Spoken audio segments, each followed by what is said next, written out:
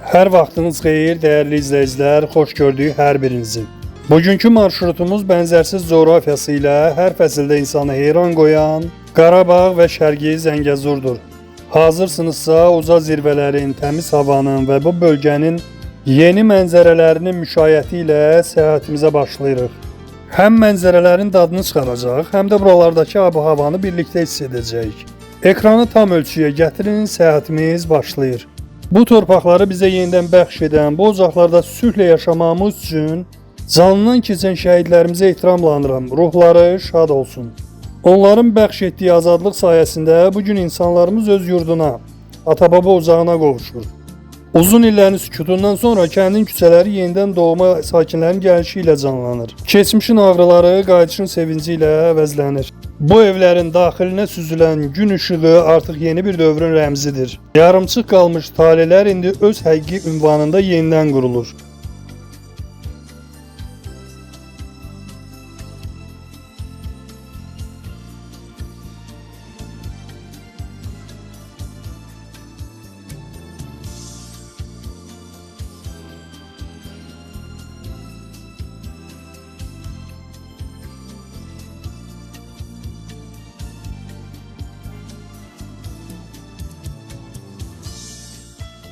Xocalının bu sıx meşələrində insanı qəribə bir dinclik tapır.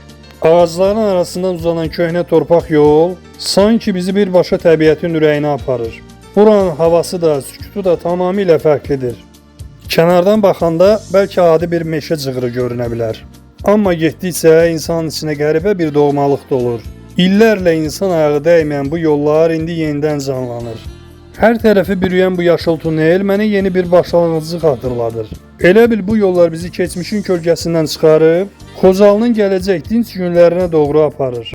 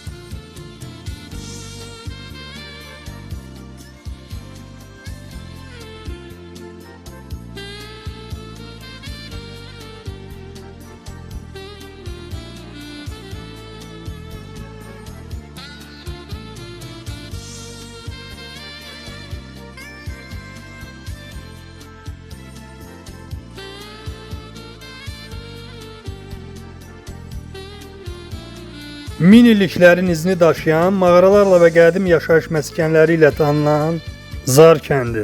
Hazırda geniş miqyaslı tikinti işləri gedir. İlkin mərhələdə sakinlər üçün 547 fərdi evin inşası sürətlə davam etdirilir.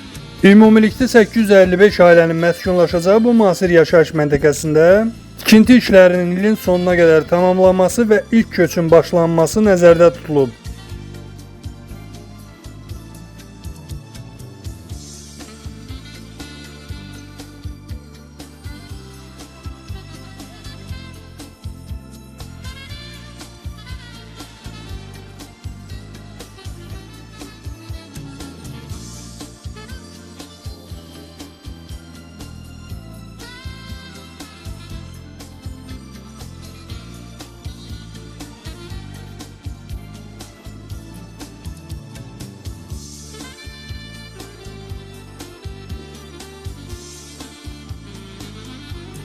Ağdamın yeni siması addım-addım formalaşır. Kadrlarda gördüyünüz bu müasir yaşayış kompleksləri artıq tikintisi tamamlanan və şəhərin sakinlərini qəbul etməyə tam hazır vəziyyətə gətirilən binalardır. Memarlıq üslubu və infrastrukturu tamamilə yenidən qurulub. Ağdam daxilində hazırda həm yaşayış binaları, həm də inzibati mərkəzlər paralel şəkildə tikilir. Hədəf sadəcə evləri tikmək yox, bura köçəcək insanların məşğulluğunu, təhsilini və rahatlığını təmin edəcək tam funksional bir şəhər mühitini yaratmaqdır. Kameranı biraz kənara çevirdikdə isə fərqli bir mənzərə yaranır. Şəhərin digər məhəllələrində binaların binövrələri qoyulur, kranlar işləyir və bütöv bir mərkəz sıfırdan uzalır. Yeni mikrorayonların inşası bir an belə dayanmır. Gördüyünüz bu kadrlar Ağdamın yaxın gələcəkdə regionun ən böyük və ən müasir mərkəzlərindən birinə çevriləcəyini göstərir. Hazır binaların sakitliyi ilə yeni tikililərin dinamikası şəhərin bugünkü ritmini təşkil edir.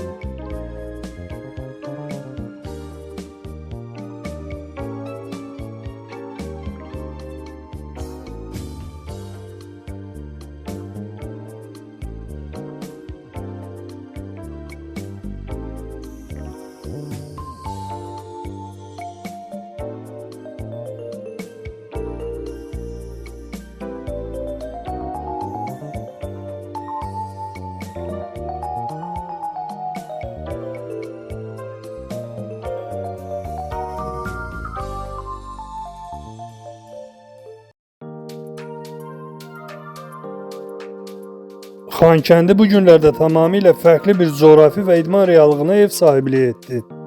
Beynəlxalq Velosipedçilər İttifaqının rəsmi təqviminə daxil olan iri miqyaslı beynəlxalq velo yarışının möhtəşəm final mərhələsi məhz bu şəhərdə baş tutdu. Dünyanın 20-dən çox ölkəsindən gələn professional idmançılar Bakıdan start götürərək 5 fərqli çətin mərhələni geridə qoydular. Yarışın son və ən ağır dağ mərhələsi Tərtər, Ağdam, Füzuli və Şuşadan keçərək Xankəndində tamamlandı. İştirakçılar meşələrdən, sıldırım dağ yollarından və yenidən qurulan şəhərlərimizdən keçərək finiş xəttinə doğru pedal çevirdilər. Çətin relyefə baxmayaraq beynəlxalq komandaların Xankəndi küçələrində gərgin mübarizəsi idman tariximizə xüsusi bir dinamika qatdı. Bu yarış təkcə bir çempionatın rəmzi olaraq qalmadı. Həm də Qarabağın Xankəndinin dünyaya açılan yeni dinc və idman dolu üzünü göstərdi. İndi buraların küçələrində sülhün və böyük qayıdışın fərqli bir ritmi var.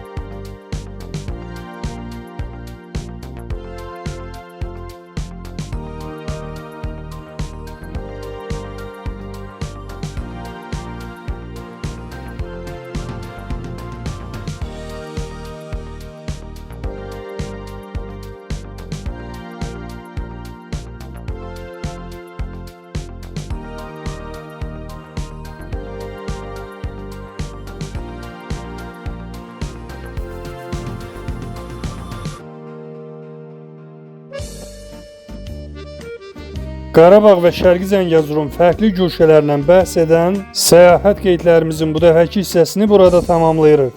Addım-addım dəyişən, yenidən qurulan bu torpaqların hər nöqtəsi bizə fərqli bir hekayəni danışır. Fəaliyyətimizi izləmək və yeni süjetləri qaçırmamaq üçün abunə olmağınız çox önəmlidir. Növbəti yollarda, fərqli mənzərələrdə yenidən görüşmək ümidi ilə. Sağ olun, salamat qalın.